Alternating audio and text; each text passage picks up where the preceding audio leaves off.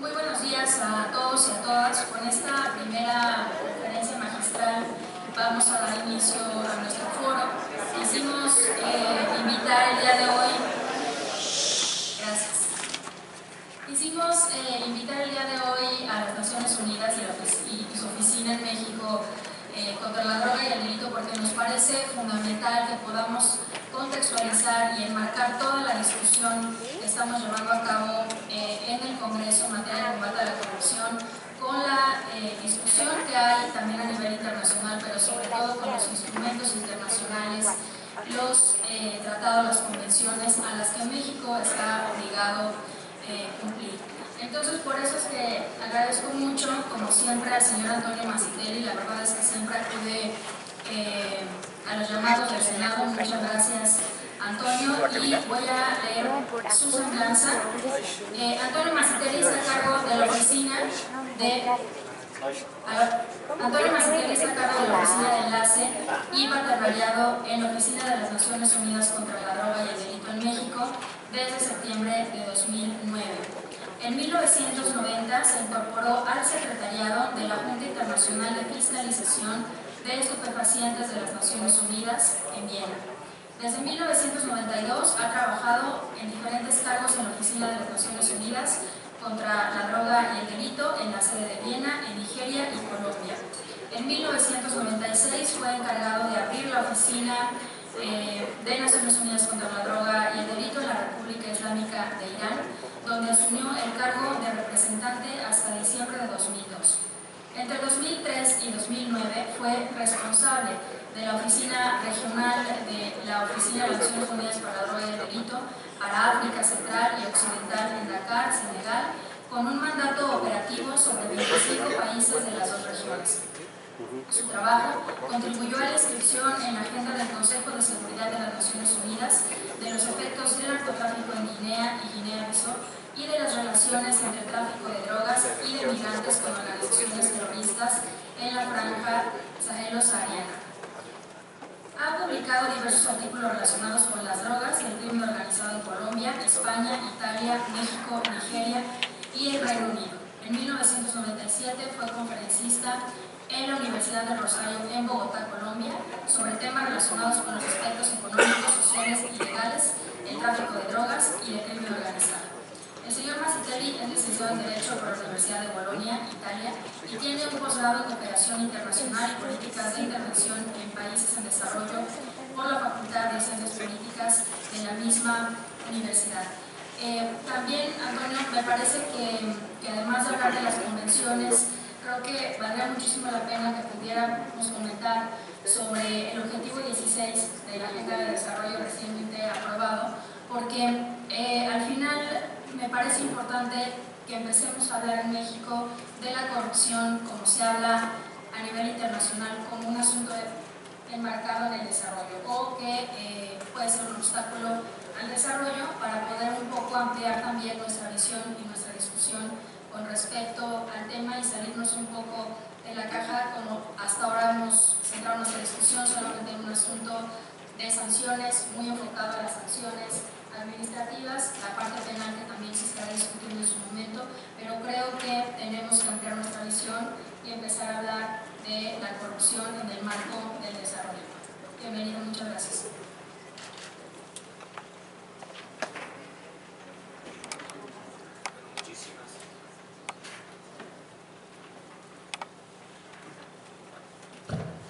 Muchísimas gracias, senadora Laura Rojas, y muchísimas gracias a todos ustedes, senadores y diputados del Partido de Acción Nacional, para abrirnos este espacio.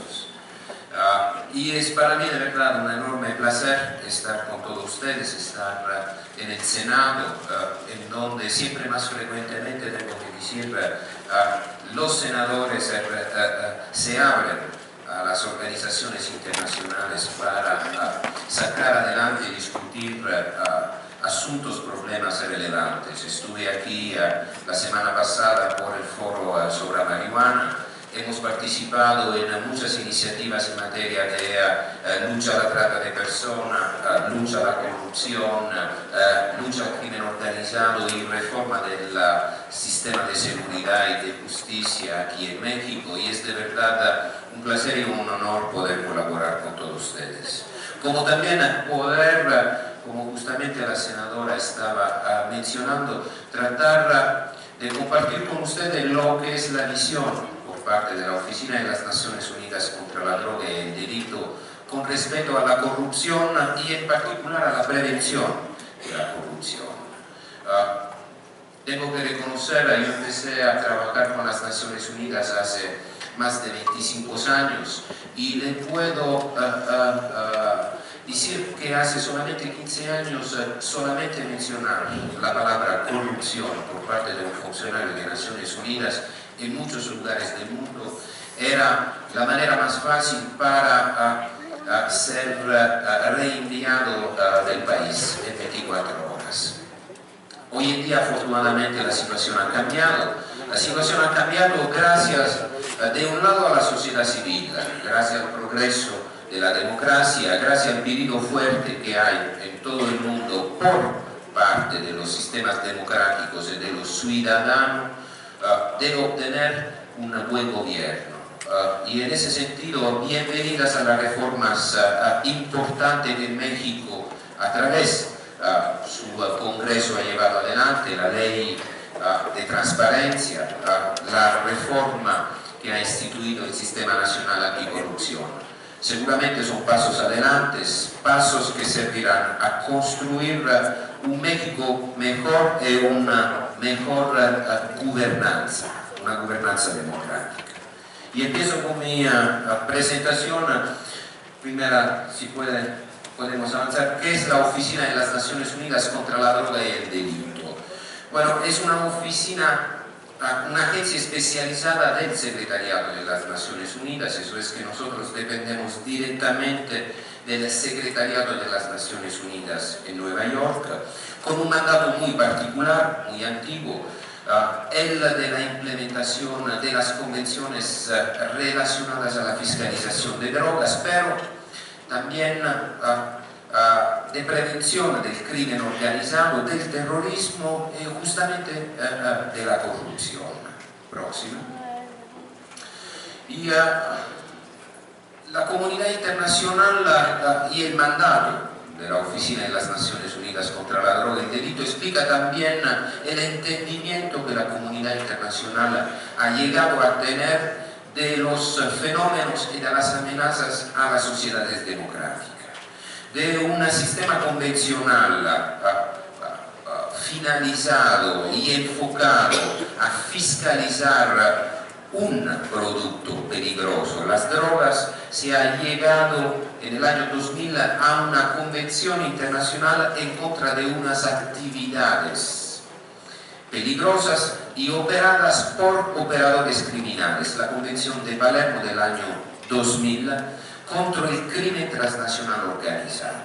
Y el paso sucesivo de la comunidad internacional es reconocer, como en parte estaba mencionando la senadora Roja, que no hay mercado criminal, que no hay riqueza ilícita que no se genere a través de una cultura de la corrupción. Los mercados criminales, las organizaciones criminales, los mercados ilícitos, como también buena parte de los mercados y de los flujos financieros sospechosos son y encuentran campo de cultivo en el fenómeno corruptivo. Y allá, y gracias también al impulso de México, en el año 2003, la Convención Internacional de las Naciones Unidas contra la Corrupción, conocida también como la Convención de Mérida, porque fue justamente en Mérida que se abrió a la firma esta primera convención. Lo repito, hasta el año 2003, el sistema de Naciones Unidas no se había nunca atrevido a tratar el tema de la convención. convención. Y seguramente el producto de este trabajo, la convención de 2003, representa un momento importante de síntesis de lo que se podía hacer en materia de la prevención y de la lucha a la corrupción adentro de la esfera y de la escena internacional. Es un paso extremadamente importante porque finalmente los gobiernos, todos los gobiernos, y la convención entra en vigor 2 años después, ya en el 2005 había recibido las 30 ratificaciones necesarias para su entrada en vigor. Más de 160 estados reconocen en la corrupción como uno de los problemas y uno de los obstáculos más importantes al desarrollo. Y justamente entregan a la Oficina de las Naciones Unidas contra la droga y sobre todo contra el delito el mandato de implementar y de asistir a los estados en la implementación de esta convención próxima. No gastaré mucho tiempo para decirle lo que significa la corrupción. La corrupción seguramente es un fenómeno social, político, económico, que afecta de verdad la vida de todos los ciudadanos del mundo. Próxima. Y es también, y nosotros lo interpretamos en particular adentro de lo que consideramos como uno de los grandes fenómenos y riesgos de nuestras sociedades, que es la globalización, y adentro de la globalización del crimen. Hay mercados ilícitos con productos que son vietados, pero al mismo tiempo hay enormes mercados ilícitos de productos que son lícitos. Aquí en México se está discutiendo y se está descubriendo, por ejemplo, el impacto que tiene el robo de petróleo. Lo mismo el tráfico de petróleo a nivel mundial es uno de los negocios más importantes por el crimen organizado y adentro de mercados que son mercados lícitos. Todo esto puede ser posible solamente gracias a la corrupción. Y como esto, muchos otros mercados que son siempre más globalizados. Lo que es robado en un país es vendido en otro. Y todo eso gracias a las puertas, a los canales que abre la corrupción. Próximo. Y cuando hablamos de dinero estamos hablando de enormes cantidades de dineros. En el año 2011 la Oficina de las Naciones Unidas contra la Droga y el Delito ha tratado de dar una primera estimación de cuánto dinero se está lavando adentro de los sistemas financieros y de la importancia de los mercados ilícitos. Bueno, la evaluación fundamentada en un simple análisis de estudios llevado a cabo por parte del Banco Mundial, del Fondo Monetario Internacional, de otros think tanks muy reconocidos, llega a la conclusión que en el año 2009 alrededor de 2.1 trillones, no sé cuántos ceros tienes, si son millones de millones, empiezan a ser demasiado de ceros, exacto, equivalente a 3.6 del Producto Interno Bruto, representan el volumen de negocio de los mercados ilícitos. Y de todo esto, 1.6 trillón dólares son reciclados por el sistema financiero a través de operaciones que en su gran mayoría involucran también actos de corrupciones, equivalentes a algo alrededor del 2.7 del Producto Interno Bruto Mundial.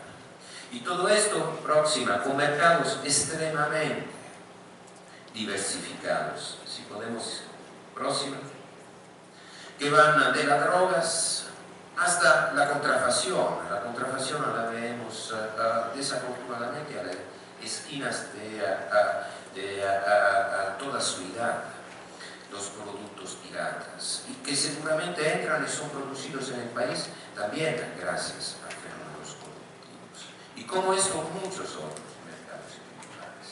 Próximo. La corrupción va mucho más allá de sus relaciones con el crimen organizado, porque la corrupción genera daños directos y relevantes a lo que son las inversiones y los planes relacionados al desarrollo, a la implementación de políticas públicas dirigidas al desarrollo. No estaré aquí a mencionar las muchas estimaciones que se han dado, pero tanto el Fondo Monetario Internacional como Transparency International, think tank internacionales tratan de estimar cuánto vale o cuánto cuesta al ciudadano y a sus instituciones la corrupción hoy en día. Lo que es cierto es que la corrupción pega siempre más a los países que menos tienen. Eso es, menos los países son ricos, menos dinero tienen para la implementación de sus políticas públicas, más el dinero que es distraído de su función por parte de los fenómenos corruptivos merma las políticas de inversión y de desarrollo. Próxima. Y en este contexto no se trata solamente de discutir un fenómeno económico. Ojalá el impacto de la corrupción fuera limitado a lo que es el impacto económico.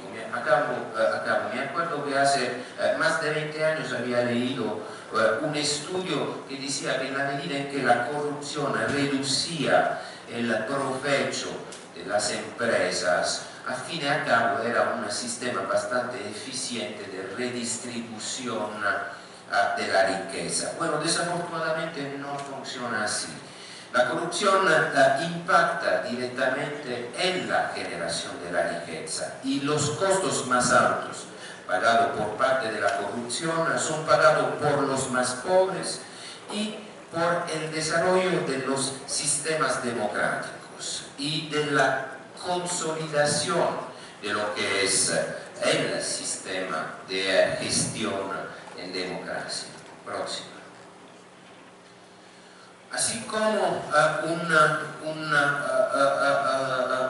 costo importante es pagado por parte de la generación de la riqueza y por parte de la generación del trabajo, del desarrollo mismo.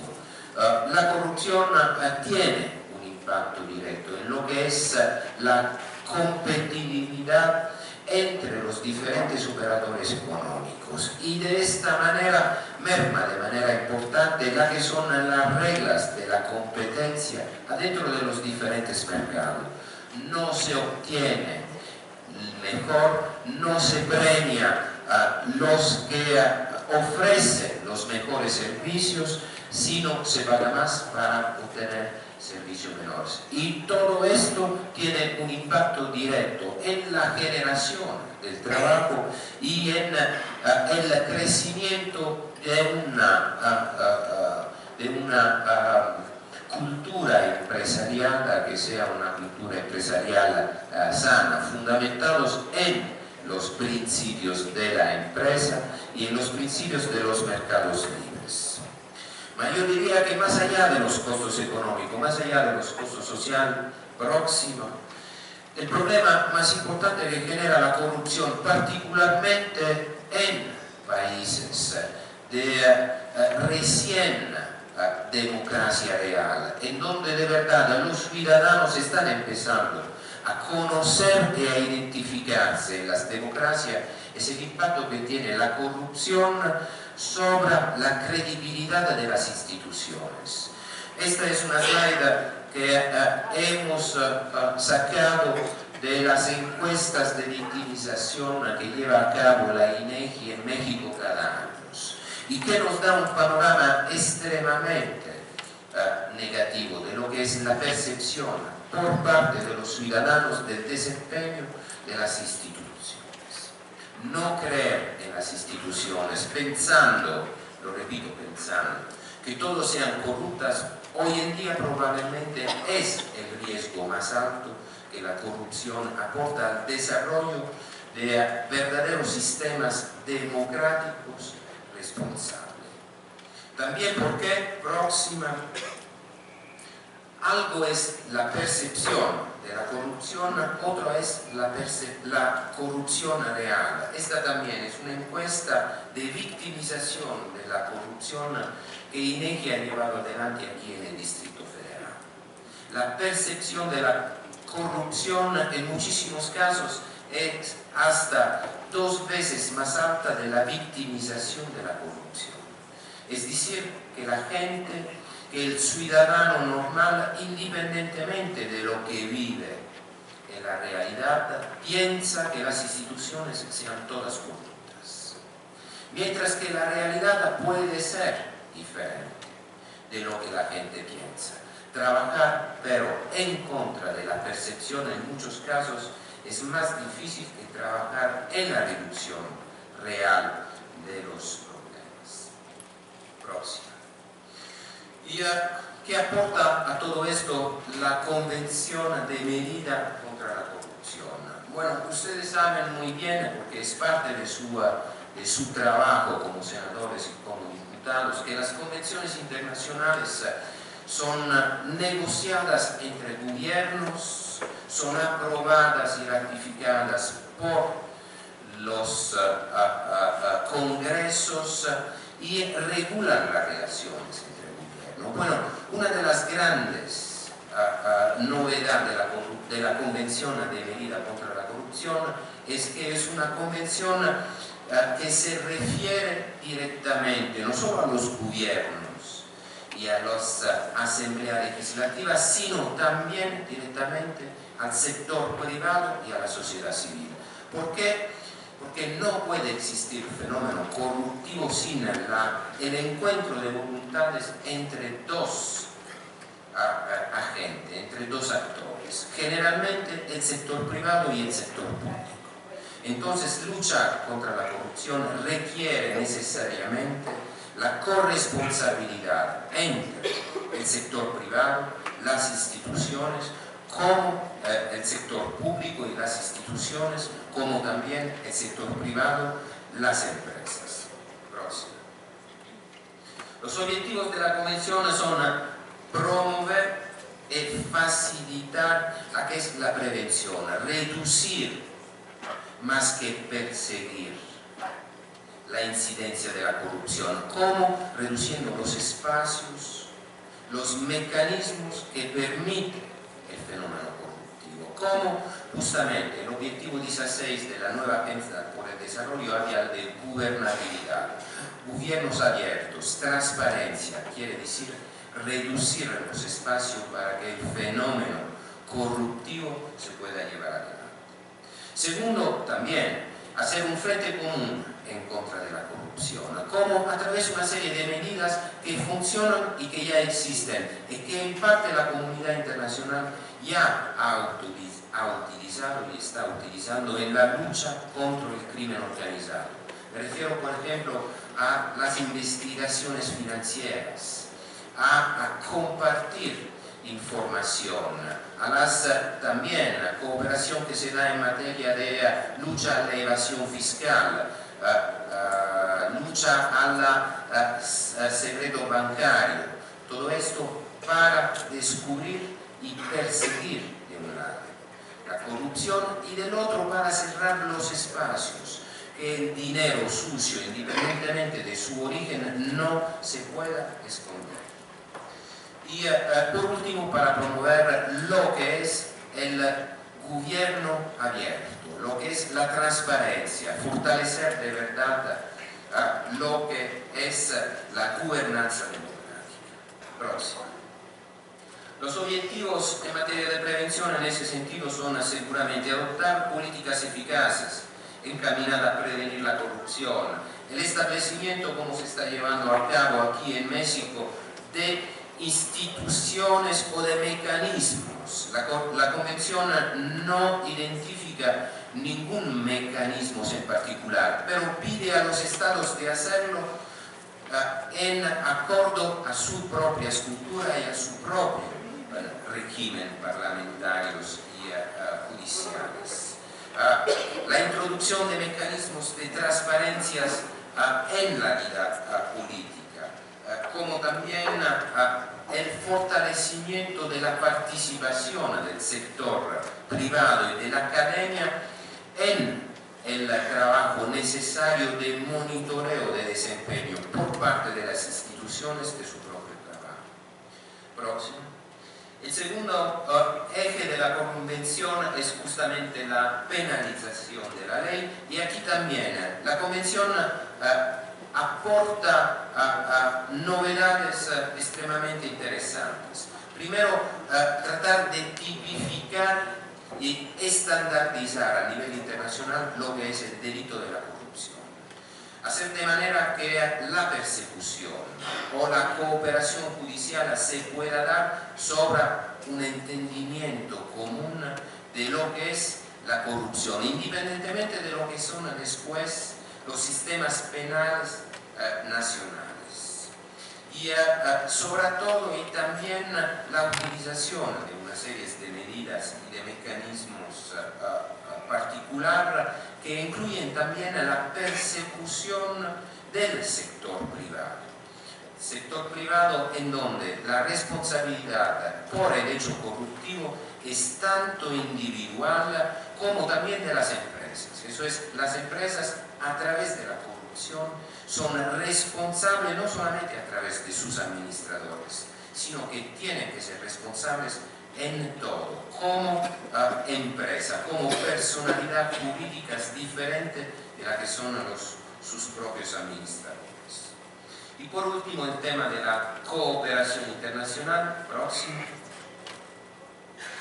Cooperación internacional que también tiene que prever una lucha fundamentada en la que son las leyes, fundamentada en lo que es el respeto también de la domestic jurisdiction, de lo que es la soberanía nacional, pero con el objetivo común de cerrar estos espacios próximos, y a través también la creación de instrumentos, mecanismos, como el programa STARS del Banco Mundial, junto con la Oficina de las Naciones Unidas, que en solamente 8 años de existencia ha permitido a países como Nigeria, Indonesia, Malasia, Tunisia, de recuperar 100 de millones desviados por parte de sus políticos y depositados en cuentas bancarias en paraísos fiscales.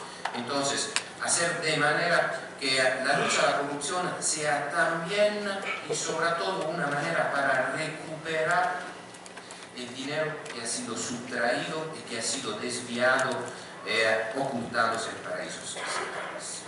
Y por último, y también, última gran novedad de la Convención, próxima, la Convención prevé un mecanismo de revisión.